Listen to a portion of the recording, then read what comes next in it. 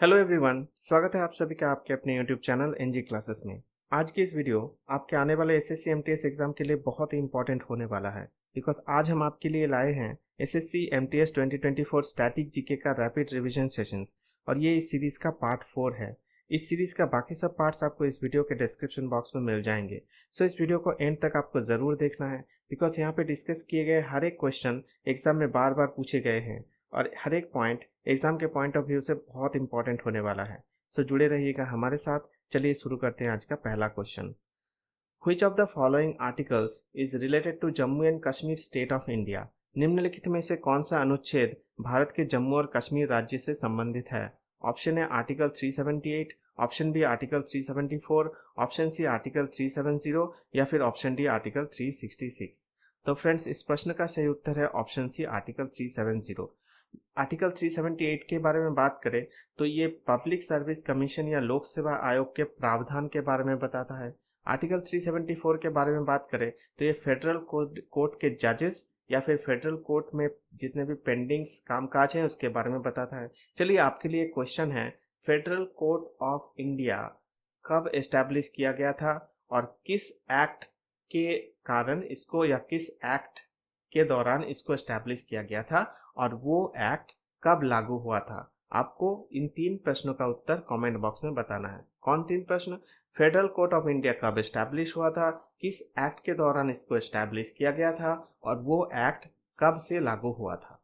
ठीक है, तो आपको इन प्रश्नों का उत्तर कमेंट बॉक्स में बताना है। अगर आर्टिकल 366 के बारे में बात करें तो वह विविध प्रावधान के बारे में बताता है, जैसे कि जीएसटी का डेफिनेशन या फिर एग्रीकल्चरल इनकम या फिर एंग्लो इंडियन या फिर कॉरपोरेशन टैक्स या फिर अनुसूचित जनजाति, इन सब के बारे में एक मिसलेनियस प्रोविजंस या फिर विविध प्रावधान को बताया गया है आर्टिकल नंबर 366 में। तो फ्रेंड्स, इस प्रश्न का सही उत्तर है ऑप्शन सी आर्टिकल 370।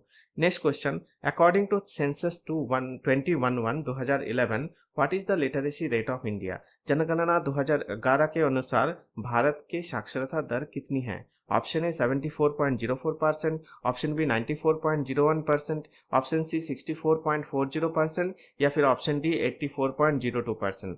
तो फ्रेंड्स, इस प्रश्न का सही उत्तर हो जाएगा ऑप्शन ए 74.04%। और इनमें से अगर मेल लिटरेसी रेट पूछता है तो हो जाएगा 82.14% या फिर फीमेल लिटरेसी रेट पूछता है तो हो जाएगा 65.46%।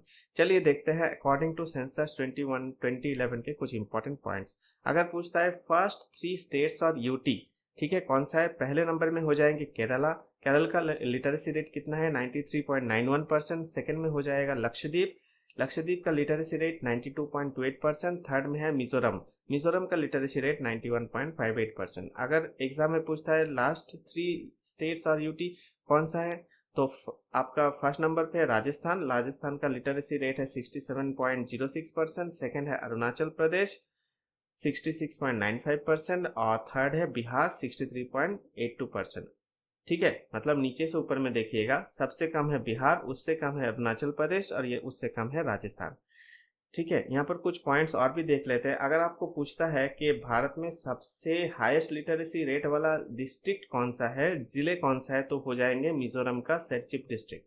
ठीक है, उसका लिटरेसी रेट है 98.23%।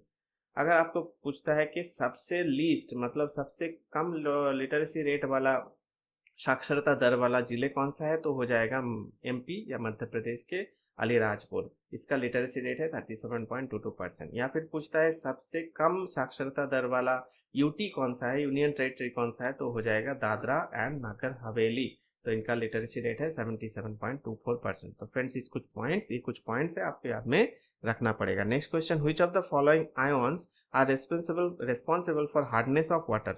निम्नलिखित में से कौन सा आयन पानी की कठोरता के लिए जिम्मेदार है? ऑप्शन ए सोडियम और magnesium ion, option B calcium and magnesium ion, option C potassium और कैल्शियम आयन और ऑप्शन डी सोडियम और कैल्शियम आयन। तो फ्रेंड्स, इस प्रश्न का सही उत्तर हो जाएगा option B calcium and magnesium ion. यहाँ से 2 पॉइंट्स आपको याद में रखना है कि हार्डनेस ऑफ वाटर या पानी का जो कठोरता है उसका सबसे ज्यादा यूज किया हुआ एक इकाई कौन सा है, यूनिट कौन सा है, वो है पीपीएम, जो पार्ट्स पर मिलियन।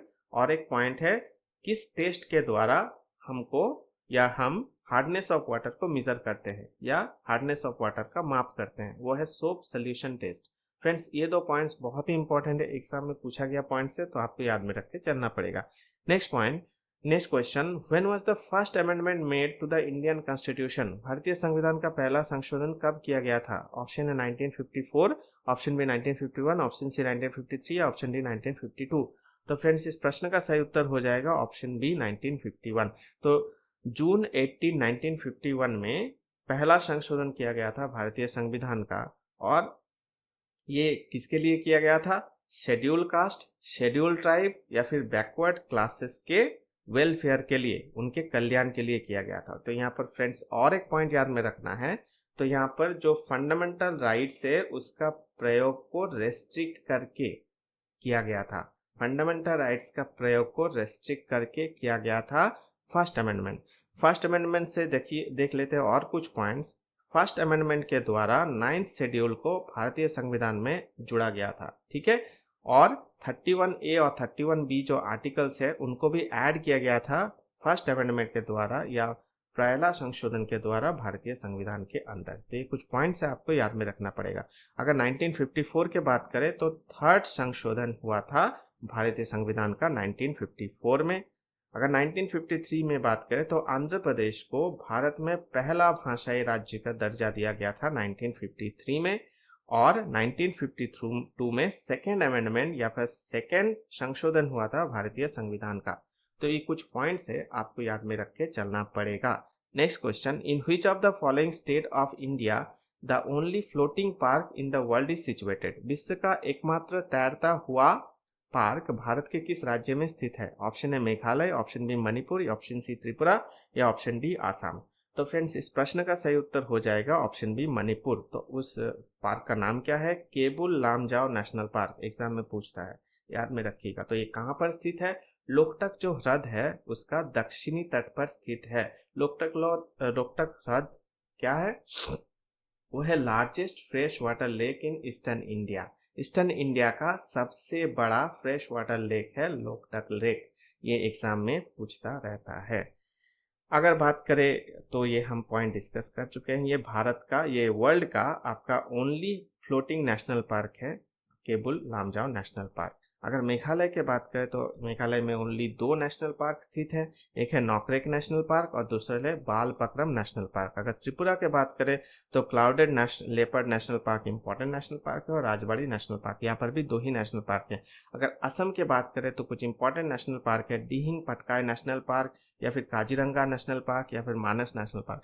काजीरंगा नेशनल पार्क में आपका पूरे वर्ल्ड का 2/3 वन हॉर्न राइनोसॉरस पाए जाते हैं, ठीक है, काजीरंगा नेशनल पार्क में। तो काजीरंगा नेशनल पार्क को 1908 में रिजर्व फॉरेस्ट का दर्जा दिया गया था। याद में रखिएगा, साल इंपॉर्टेंट है, साल एग्जाम में पूछता रहता है। तो 1908 को काजीरंगा नेशनल पार्क को 1908 में रिजर्व फॉरेस्ट का दर्जा दिया गया था। Next question, when did the non cooperation movement and? असहयोग आंदोलन कब समाप्त हुआ था? ऑप्शन है 1930, ऑप्शन बी 1925, ऑप्शन सी 1922 या ऑप्शन डी 1920। तो इस प्रश्न का सही उत्तर हो जाएगा ऑप्शन सी 1922। तो महात्मा गांधी असहयोग आंदोलन को शुरू किए थे 1 सितंबर 1920 में, किसके अगेंस्ट में? रावलट एक्ट और जालियनवाला बाग हत्याकांड के खिलाफ में ये असहयोग आंदोलन को स्टार्ट किए थे महात्मा गांधी ने। और इन्होंने इस आंदोलन को स्टॉप भी किए थे। कब किए थे? 11 फरवरी 1922 में। और किस घटना के दौरान? चौरी चौरा घटना के दौरान इसको स्टॉप किए थे। फ्रेंड्स जब हम नॉन कोऑपरेशन मूवमेंट को डिस्कस करेंगे इन डिटेल, तब हम चौरी चौरा इंसिडेंट को भी डिस्कस करेंगे, तो जुड़े रहेगा हमारे साथ। अगर बात करें नेक्स्ट क्वेश्चन के, तो who was the founder of Arya Samaj? Arya Samaj के संस्थापक कौन है? Option A Keshav Chandra Sen, option B Rabindranath Tagore, option C Swami Vivekananda या ऑप्शन डी दयानंद सरस्वती। तो फ्रेंड्स इस प्रश्न का सही उत्तर हो जाएगा ऑप्शन डी दयानंद सरस्वती। ठीक है, कब किए थे? 1875 10 अप्रैल को किए थे आर्य समाज। साल याद रखिएगा। अगर बात करें इनको, तो इनको बोला जाता है द ग्रैंडफादर ऑफ इंडिया। किसको? दयानंद सरस्वती को बोला जाता है ग्रैंडफादर ऑफ इंडिया। अगर केशव चंद्र सेन के बारे में बात करें तो 1866 में केशव चंद्र सेन ब्राह्मण समाज को नेतृत्व दिए थे। ठीक है, ब्राह्मण समाज को नेतृत्व दिए थे 1866 में केशव चंद्र सेन ने। चलिए आपके लिए यहाँ पर एक क्वेश्चन है, आपको बताना है कि ब्राह्मण समाज को एस्टैब्लिश किसने किया था और कब किया था। ब्राह्मण समाज को एस्टैब्लिश किसने किया था और कब किया था, इसका उत्तर आपको कमेंट बॉक्स में बताना है। ठीक है, तो रविंद्रनाथ टैगोर की बात करें तो लिटरेचर या साहित्य में 1913 को इनको नोबेल प्राइज मिला हुआ है और इनका एक बहुत ही इम्पोर्टेंट एक बुक बोल सकते हैं। ठीक है, गल्पगुच्छ एग्जाम में पूछा गया है, गल्पगुच्छ किस टाइप का बुक है, तो ये शॉर्ट स्टोरीज का कलेक्शन है। यही एक पॉइंट आपको एग्जाम में पूछा गया है कि गल्पगुच्छ किस टाइप का बुक है, तो ये शॉर्ट स्टोरीज का कलेक्शन है फ्रेंड्स। तो याद में रखिएगा, एग्जाम में पूछा गया पॉइंट्स है ये सब। अगर स्वामी विवेकानंद के बारे में बात करें तो इनका जो जन्मदिन 12 जनवरी को हर साल हमारे देश में नेशनल यूथ डे मनाया जाता है। इन्होंने रामकृष्ण मिशन को फाउंड किया था या गठन किया था 1897 में और अटेंड किए थे चिकागो पार्लियामेंट 1893 में। तो साल भी इंपॉर्टेंट है, एग्जाम के पॉइंट ऑफ व्यू से साल पूछता रहता है एमटीएस एग्जाम्स में, तो याद में रखिएगा ये कुछ points. Next question, the concept of the four noble truths belongs to which of the following religions. चार आर्य सत्य की अवधारणा निम्नलिखित में से किस धर्म से संबंधित है। ऑप्शन है जैन धर्म, ऑप्शन बी सिख धर्म, ऑप्शन सी हिंदू धर्म या ऑप्शन डी बुद्ध धर्म। तो फ्रेंड्स इस प्रश्न का सही उत्तर हो जाएगा बुद्धिज्म या बुद्ध धर्म। तो ये चार आर्य सत्य कौन सा है, दुख, समुदय, निरोधा, मग्गा, ये चार आर्य सत्य है, याद में रखिएगा। तो फ्रेंड्स इस प्रश्न का सही उत्तर हो जाएगा बुद्धिज्म या बुद्ध धर्म। Next question, who among the following received Rajiv Gandhi Khel Ratna award 2018 in weight lifting. निम्नलिखित में से किसे भारोत्तोलन में राजीव गांधी खेल रत्न पुरस्कार 2018 प्राप्त हुआ। Option A Mirabai Chanu, option B Karnam Malleswari, option C Swati Singh या ऑप्शन डी संजीता चानू। ठीक है, तो इसका सही उत्तर हो जाएगा आपका मीराबाई चानू। अगर क्वेश्चन में पूछता है कि राजीव गांधी खेल रत्न अवार्ड 2018 में क्रिकेट में किसको मिला था, तो हो जाएगा आपका विराट कोहली, याद में रखिएगा। मीराबाई चानू को 2020 में टोक्यो ओलंपिक के अंदर सिल्वर मेडल मिला हुआ है। अगर बात करें कर्णम मालेश्वरी को, तो ये फर्स्ट महिला हो जाएंगे भारत के जिनको ओलंपिक मेडल मिला हुआ है। कब मिला हुआ है, सिडनी ओलंपिक 2020 में इनको ब्रोंज मेडल मिला हुआ है। ठीक है, कुछ बातें देख लेते हैं, कुछ पॉइंट्स देख लेते हैं एग्जाम के पॉइंट ऑफ व्यू से राजीव गांधी खेल रत्न अवार्ड में। जैसे कि अगर आपको पूछता है कि फर्स्ट राजीव गांधी खेल रत्न अवार्ड किसको मिला हुआ है, तो हो जाएंगे आपका Viswanathan Anand. Only sports person, पहला खिलाड़ी कौन है जिनको 2 बार राजीव गांधी खेल रत्न अवार्ड मिला हुआ है इनको, वो है पंकज अडवाणी। एक है बिलियर्ड्स में, दूसरा है स्नूकर्स में। ठीक है, बहुत ही इंपॉर्टेंट क्वेश्चन एग्जाम के पॉइंट ऑफ व्यू से। नेक्स्ट, 2023 में या हाल ही में राजीव गांधी खेल रत्न अवार्ड किन किन को मिला हुआ है। एक हो जाएंगे आपका चिराग शेट्टी जो बैडमिंटन में है, और दूसरा है आपका सात्विक साईराज रनकी रेड्डी। ठीक है, उनको भी बैडमिंटन में मिला हुआ है। एग्जाम में पूछ सकता है ये क्वेश्चन के 2023 में राजीव गांधी खेल रत्न अवार्ड किन किन को मिला हुआ है। ठीक है, तो वो हो जाएंगे आपका चिराग शेट्टी एंड दूसरे हो जाएंगे सात्विक साईराज रनकी रेड्डी। तो ये पॉइंट्स आप याद में रख के चलिएगा। Next question, who among the following has the power to promulgate ordinance. निम्नलिखित में से किसके पास अध्यादेश प्रख्यापित करने की शक्ति है। ऑप्शन ए प्रधानमंत्री, ऑप्शन बी राष्ट्रपति, ऑप्शन सी सर्वोच्च न्यायालय के मुख्य न्यायाधीश या ऑप्शन डी डिफेंस मिनिस्टर। ठीक है, तो फ्रेंड्स इस प्रश्न का सही उत्तर हो जाएगा ऑप्शन बी प्रेसिडेंट। किस आर्टिकल के द्वारा, आर्टिकल 123, याद में रखिएगा बहुत ही इंपॉर्टेंट है। आर्टिकल 123 के द्वारा president has the power to promulgate ordinance. ठीक है, याद में रखिएगा। अगर चीफ जस्टिस ऑफ इंडिया पूछता है तो हो जाएंगे DY चंद्रचूड़ और डिफेंस मिनिस्टर हो जाएंगे राजनाथ सिंह।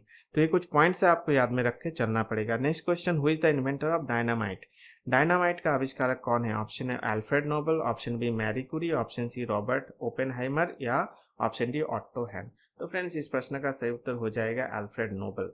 ठीक है, अगर पूछता है मैरी कुरी कौन है, तो मैरी कुरी को बोला जाता है मदर ऑफ मॉडर्न फिजिक्स। बहुत ही इंपॉर्टेंट पॉइंट है, मदर ऑफ मॉडर्न फिजिक्स। चलिए आपके लिए भी यहाँ पर एक क्वेश्चन है, mother of modern physics Marie Curie है, तो फादर ऑफ मॉडर्न फिजिक्स कौन है। तो who is the father of modern physics. ठीक है, आपको इस प्रश्न का आंसर कमेंट बॉक्स में बताना है कि who is the father of modern physics. इनको नोबेल प्राइज मतलब मैरी क्यूरी को नोबेल प्राइज फिजिक्स में मिला हुआ था 1903 में और केमिस्ट्री में मिला हुआ था 1911 में। अगर रॉबर्ट ओपेनहाइमर के बारे में बात करें तो इनको बोला जाता है father of atom bomb. Father of atom bomb is Robert Oppenheimer. अगर ऑट्टो हेन के बारे में बात करें तो इनको बोला जाता है father of nuclear chemistry and father of nuclear fission. ये न्यूक्लियर फिशन का आविष्कारक थे ऑट्टो हेन। ठीक है, ये कुछ पॉइंट्स है आपको याद में रख के चलना पड़ेगा, एग्जाम के पॉइंट ऑफ व्यू से इंपॉर्टेंट हो सकता है। Next question, equus caballus is the scientific name of which of the following animal. Equus caballus निम्नलिखित में से किस जानवर का वैज्ञानिक नाम है। ऑप्शन ए चीता, ऑप्शन बी हॉर्स मींस घोड़ा, ऑप्शन सी जंगली गधा या ऑप्शन बी जेब्रा। तो फ्रेंड्स इस प्रश्न का सही उत्तर हो जाएगा ऑप्शन बी हॉर्स या घोड़ा। अगर चीता के बात करें तो एक्टिनोनिक्स जुबैटस इसका साइंटिफिक नेम है। अगर जंगली गधा के बात करें तो इक्कस हेमियोनस इसका साइंटिफिक नेम है या वैज्ञानिक नाम है। और जेब्रा के बात करें तो इक्वस क्वागा साइंटिफिक नेम है। तो इस प्रश्न का सही उत्तर हो जाएगा ऑप्शन बी घोड़ा। Next question, which of the following award is given to the university for its all round good performance in sports. खेल में सर्वांगीण अच्छे प्रदर्शन के लिए किसी विश्वविद्यालय को निम्नलिखित में से कौन सा पुरस्कार दिया जाता है। ऑप्शन है मौलाना Abdul Kalam Azad trophy, option B Dhyanchand पुरस्कार, ऑप्शन सी अर्जुन पुरस्कार या ऑप्शन डी द्रोणाचार्य अवार्ड। ठीक है, तो फ्रेंड्स इस प्रश्न का सही उत्तर हो जाएगा ऑप्शन है मौलाना अब्दुल कलाम आजाद पुरस्कार या अब्दुल कलाम आजाद ट्रॉफी। ठीक है, अब्दुल कलाम आजाद कौन है, भारत का या स्वाधीन भारत का सॉरी पहला एजुकेशन मिनिस्टर है, मौलाना थे मौलाना अब्दुल कलाम आजाद। अगर ध्यानचंद पुरस्कार की बात करें तो 2023 में विनर कौन है, कविता सेल्वराज कबड्डी खेल से। ठीक है, भारत का सर्वोच्च खेल पुरस्कार ध्यानचंद अवार्ड है। और कब से स्टार्ट हुआ था, 2002। फ्रेंड्स साल याद में रखिएगा, एग्जाम में साल पूछता रहता है कब से स्टार्ट हुआ ध्यानचंद पुरस्कार, कब से स्टार्ट हुआ अर्जुना अवार्ड। ठीक है, याद में रखिएगा। अगर अर्जुना अवार्ड की बात करें तो स्पोर्ट्स एंड गेम्स में इसको दिया जाता है। 2024 में विनर कौन थे, मोहम्मद सामी क्रिकेट के। और भी फील्ड में दिए जाते हैं बट क्रिकेट फील्ड में किसको दिए गए हैं, मोहम्मद सामी को 2024 में। तो ये भारत का सेकेंड हाईएस्ट स्पोर्टिंग ऑनर है या सेकेंड हाईएस्ट खेल पुरस्कार है, खेल सम्मान है भारत के अंदर। इसको स्टार्ट किया गया था 1961 में। इंपॉर्टेंट पॉइंट, अगर द्रोणाचार्य अवार्ड के बारे में बात करें तो ये कोचेस को दिए जाते हैं खेल या गेम्स के अंदर और स्टार्ट हुआ था 1985 में। ठीक है, तो इस प्रश्न का सही उत्तर हो जाएगा Maulana Abdul Kalam Azad trophy. Next question, which of the following vitamin is related to osteoporosis. निम्नलिखित में से कौन सा विटामिन ऑस्टियोपोरोसिस से संबंधित है। फ्रेंड्स ऑस्टियोपोरोसिस क्या होता है, अगर आपको मानिए ऑस्टियोपोरोसिस हो जाता है तो आपके ब्लड में कैल्शियम का मात्रा घट जाता है। जब आपका ब्लड में कैल्शियम का मात्रा घट जाता है तो बोन्स से मतलब हड्डी से कैल्शियम निकल के ब्लड में घुल जाता है ताकि मात्रा मेंटेन रह सके। अगर बोन्स से आपका या हड्डी से आपका कैल्शियम का मात्रा घट जाता है तो क्या होता है, आपका हड्डी जो होता है ना वो वीक हो जाता है, फ्रैक्चर होने का चांसेस है। तो ये ऑप्शन, इसका करेक्ट ऑप्शन क्या होगा, विटामिन डी। ठीक है, vitamin D is the correct answer. तो अगर विटामिन डी का मात्रा घट जाता है तो ऑस्टियोपोरोसिस होता है। और क्या क्या होता है, रिकेट्स होता है, ऑस्टियोमेलेशिया होता है, हाइपोकैल्सीमिया होता है। विटामिन डी का साइंटिफिक नेम है कैल्सीफेरॉल। अगर विटामिन बी की बात करें तो अगर हमारे शरीर में विटामिन बी का मात्रा घट जाता है तो क्या रोग होता है, बेरी बेरी होता है। विटामिन B1 के मात्रा अगर घट जाता है तो बहुत सारा विटामिन बी है। ठीक है, अगर B3 का मात्रा घट जाता है तो हो जाता है पेलेग्रा। कुछ साइंटिफिक नेम या रासायनिक नाम देख लेते हैं, वैज्ञानिक नाम कुछ भी बोल सकते हैं। B1 का है थियामिन, B2 का है राइबोफ्लाविन या B3 का है नियासिन। ठीक है, और विटामिन ए की बात करें तो इसका साइंटिफिक नेम है रेटिनॉल। क्या क्या रोग होता है विटामिन ए के डेफिशिएंसी से, नाइट ब्लाइंडनेस होता है और जेरोफ्थेल्मिया होता है। अगर विटामिन सी की बात करें तो इसका साइंटिफिक नेम है एस्कॉर्बिक एसिड। और विटामिन सी की मात्रा शरीर में कम होने से स्कार्वी रोग होता है, इसको बोलता है सेलर्स डिजीज। याद में रखिएगा ये कुछ पॉइंट्स। ठीक है, next question, who was the Mughal emperor during the 1857 revolt in India. Bharat में 1857 की विद्रोह के दौरान मुगल सम्राट कौन था। ऑप्शन ए शाह आलम दो, ऑप्शन बी आलमगीर दो, ऑप्शन सी बहादुर शाह दो या ऑप्शन डी अकबर शाह दो। ठीक है, तो आपको याद में रखना है कि 1857 का जो विद्रोह हुआ था, सिपाही विद्रोह या सिपाही म्यूटिनी, वो ब्रिटिश ईस्ट इंडिया कंपनी के खिलाफ भारत की तरफ से पहला ऑर्गेनाइज्ड विद्रोह था, ऑर्गेनाइज्ड प्रतिरोध था। ठीक है, कब हुआ था सिपाही विद्रोह या सिपाही म्यूटनी? मार्च 29 1857 को बैरकपुर में हुआ था और मई 10 1857 में मेरठ में हुआ था। ठीक है, उस टाइम वाइसरॉय कौन थे? Lord Canning. याद में रखिएगा, एग्जाम में पूछता है। तो फ्रेंड्स, इस प्रश्न का सही उत्तर हो जाएगा option C, Bahadur Shah two या द्वितीय बहादुर शाह। ठीक है, next question, in which union territory of India Bastille day is celebrated? ठीक है, बेस्टिल डे फ्रांस का नेशनल डे है, फ्रांस का national day is Bastille day.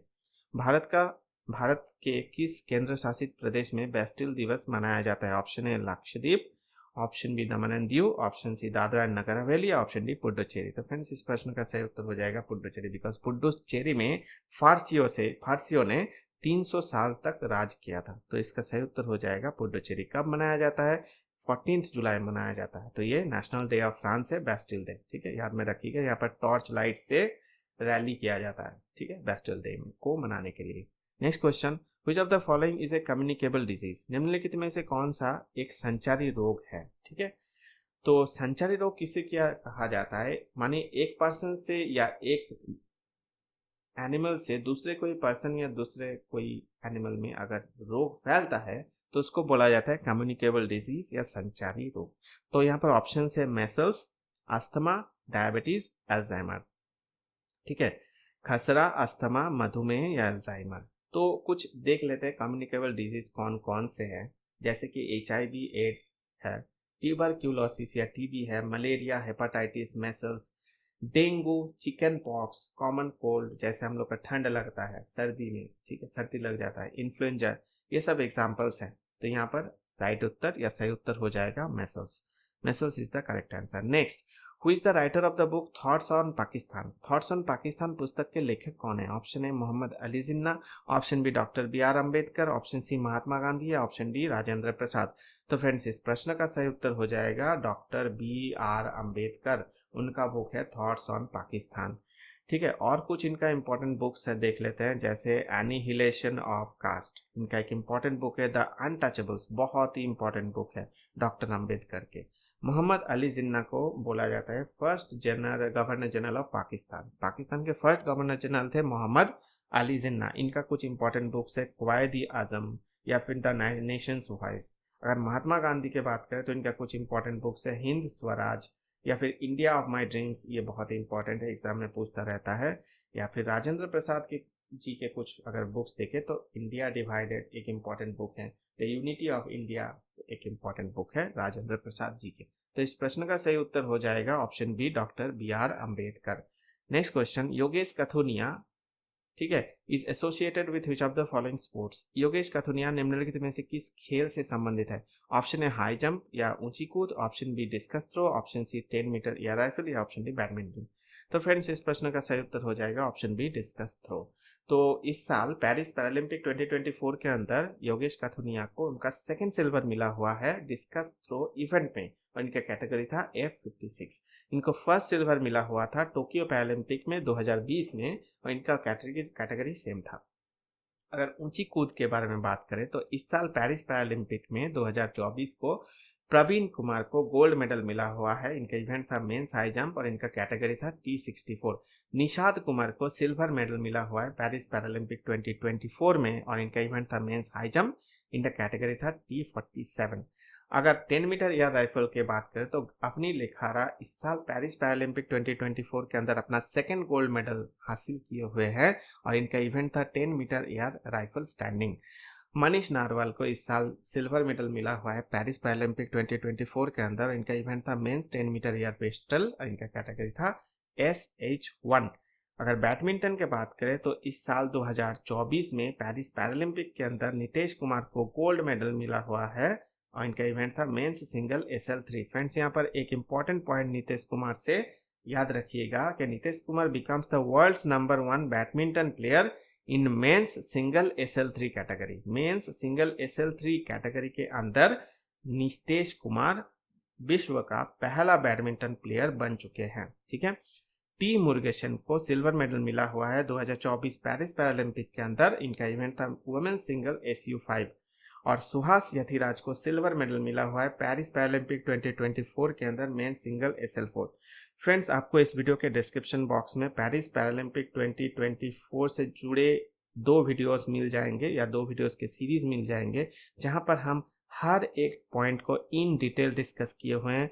और अगर आप इन 2 वीडियोस को देख लिए तो पेरिस पैरालंपिक से जुड़े 2024 से जुड़े कोई भी क्वेश्चंस आपके एग्जाम में नहीं छूटेगा, इसका गारंटी हम देते हैं आपको। तो जाकर देख लीजिएगा, इस वीडियो का डिस्क्रिप्शन बॉक्स में आपको मिल जाएंगे वो 2 पार्ट्स। ठीक है, next question, which of the following state of India is the main producer of chromite? Bharat का निम्नलिखित में से कौन सा राज्य क्रोमाइट का मुख्य उत्पादक है? Option A Goa, option B Orissa, option C Haryana, option D Rajasthan. तो फ्रेंड्स, इस प्रश्न का सही उत्तर हो जाएगा उड़ीसा। ठीक है, उड़ीसा 100% हमारे देश का 100% क्रोमाइट प्रोड्यूसर है। ठीक है, अगर गोवा के बात करें तो भारत का सबसे छोटा राज्य है गोवा, बाय एरिया के हिसाब से गोवा भारत का सबसे छोटा राज्य है। अगर हरियाणा का बात करते हैं, इनको कुछ नाम है हरियाणा का, जैसे कि milk pail of India Haryana है, द एडोबी ऑफ गॉड हरियाणा को बोला जाता है, डेनमार्क ऑफ इंडिया हरियाणा को बोला जाता है। अगर राजस्थान की बात करें तो राजस्थान को बोला जाता है लैंड ऑफ किंग्स। राजस्थान का जो अंदर उदयपुर को बोला जाता है सिटी ऑफ लेक्स या फिर कश्मीर ऑफ राजस्थान। ठीक है, उदयपुर को बोला जाता है city of lakes and Kashmir of Rajasthan. Next question, who is the writer of the book I have the street a Kutti cricket story? I have the street a Kutti cricket story पुस्तक का लेखक कौन है? ऑप्शन ए कुलदीप यादव या option B Rishabh Pant, option C R Ashwin या फिर option D Rohit Sharma. तो friends, इस प्रश्न का सही उत्तर है रोहित शर्मा। किसके साथ? सिद्धार्थ मोंगा। ठीक है, सिद्धार्थ मोंगा के साथ ये बुक इन्होंने लिखे हैं। तो इस प्रश्न का सही उत्तर है R Ashwin. Next question, who has been elected as the new managing director and CEO of NARCL in 2024? 2024 में नार्सल के नए प्रबंध निर्देशक और CEO के रूप में किसे चुना गया है? Option A Rajnish Kumar, option B Ajay Banga, option C Raghuram Rajan या ऑप्शन डी पी संतोष। अगर बात करें NARCL या नार्सल के, तो इसका फुल फॉर्म है national asset reconstruction company limited, national asset reconstruction company limited. तो इनका new director MD and CEO किसको चुना गया है पी संतोष को। ठीक है, ये है आपका पी संतोष। अगर रजनीश कुमार की बात करें तो ये है current chairman of master card India का। ठीक है, अगर अजय बंगा की बात करें तो वर्ल्ड बैंक ग्रुप के प्रेसिडेंट है अजय बंगा। अगर रघुराम राजन की बात करें तो इनका कुछ इंपॉर्टेंट बुक्स याद रखिएगा, द थर्ड पिलर और I do what I do. ये एग्जाम में पूछता है द थर्ड पिलर। ठीक है, तो कुछ पॉइंट्स है और इस प्रश्न का सही उत्तर है option D. Next question, who has taken oath as the president of Taiwan? Taiwan के राष्ट्रपति पद के लिए और पद की शपथ किसने ली है हाल ही में? ऑप्शन है Sai Ing Wen, option B मा इंग जियो, ऑप्शन सी चेन सुई बियान या ऑप्शन डी लाई चिंगते। तो फ्रेंड्स, इस प्रश्न का सही उत्तर हो जाएगा ऑप्शन डी लाई चिंगते। ठीक है, next question, which commission was appointed by the central government to examine issue related to centre state relation? ठीक है, केंद्र राज्य संबंध के संबंधित मुद्दे के जांच के लिए केंद्र सरकार द्वारा कौन सा आयोग नियुक्त किया गया था? Option A Mandal commission, option B Sarkaria commission, option C Nanavati commission या ऑप्शन डी कोठारी कमीशन। तो फ्रेंड्स, इस प्रश्न का सही उत्तर हो जाएगा सरकारिया कमीशन। किसने अपॉइंट किया था? गवर्नमेंट ऑफ इंडिया ने। कब किया था? 1983। साल इंपॉर्टेंट, हम बार बार बोलते हैं साल एग्जाम में बहुत इंपॉर्टेंट है, साल एग्जाम में पूछता है। अब इसको किसके लिए किया गया था? जैसे कि सेंटर और स्टेट जो गवर्नमेंट्स हैं, तो उनके रिलेशनशिप या संबंध को बेहतर बनाने के लिए या फिर एग्जामाइन या जांच करने के लिए इसको बनाया गया था। इसका हेड कौन थे? जस्टिस राजेंद्र सिंह सरकारिया, याद में रखिएगा। अगर मंडल कमीशन की बात करें, बहुत ही इंपॉर्टेंट पॉइंट, ये पॉइंट ले के एग्जाम में पूछता है कि मंडल कमीशन को बोला जाता है सेकेंड बैकवर्ड क्लासेस कमीशन। ठीक है, सेकेंड बैकवर्ड क्लासेस कमीशन कौन है? मंडल कमीशन। और इसको किसने अपॉइंट किया था? जनता पार्टी गवर्नमेंट। उस टाइम प्रधानमंत्री कौन थे? मोरारजी देसाई। कब किया गया था? 1979 में। किस लिए किया गया था? टू आइडेंटिफाई द सोशली और एजुकेशनली बैकवर्ड क्लासेस। ठीक है, बैकवर्ड क्लासेस को आइडेंटिफाई करने के लिए, जो सोशली एंड एजुकेशनली लो है, उनको आइडेंटिफाई करने के लिए मंडल कमीशन बिठाया गया था। इसके हेड कौन थे? BP मंडल, याद में रखिएगा। नानावती कमीशन, तो इसको कौन अपॉइंट किया था? NDA गवर्नमेंट ने अपॉइंट किया था 2000 साल में। ठीक है, किसके लिए किया गया था? जैसे कि 1984 में जो सिख विरोधी दंगे हुए थे, वहां पर जो मासूम सिख्स के हत्या किया गया था, उसके जांच के लिए नानावती कमीशन का अपॉइंट किया गया था। ठीक है, कौन अपॉइंट किया था? एनडीए गवर्नमेंट उस टाइम में 2000 साल में। उनका हेड कौन थे? हेड थे जस्टिस जीटी नानावती। ठीक है, अगर कोठारी कमीशन की बात करें तो ये एक एजुकेशनल सिस्टम को रिलेटेड कमीशन है। तो इसको किसने अपॉइंट किया था? गवर्नमेंट ऑफ इंडिया ने। कब किया था? 1964 में। किस लिए किया था? रिव्यू करने के लिए हमारे देश का एजुकेशनल सिस्टम को। हमारे देश का एजुकेशनल सिस्टम को रिव्यू करने के लिए कोठारी कमीशन बिठाया गया था। चेयरमैन कौन थे? दौलत सिंह कोठारी। ठीक है, दौलत सिंह कोठारी। तो इस प्रश्न का सही उत्तर है ऑप्शन बी। ठीक है, ये कुछ पॉइंट्स आपको याद में रखना पड़ेगा, एग्जाम में पूछता है। और आज का लास्ट क्वेश्चन है, century is not enough is an autobiography of. A century is not enough किसकी आत्मकथा है?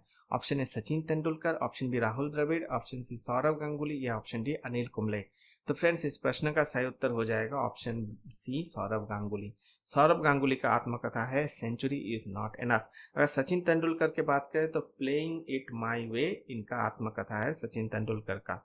अगर अनिल कुंबले के बारे में बात करें तो इनका आत्मकथा है वाइड एंगल। तो याद में रखिएगा, सौरभ गांगुली इस प्रश्न का सही उत्तर है।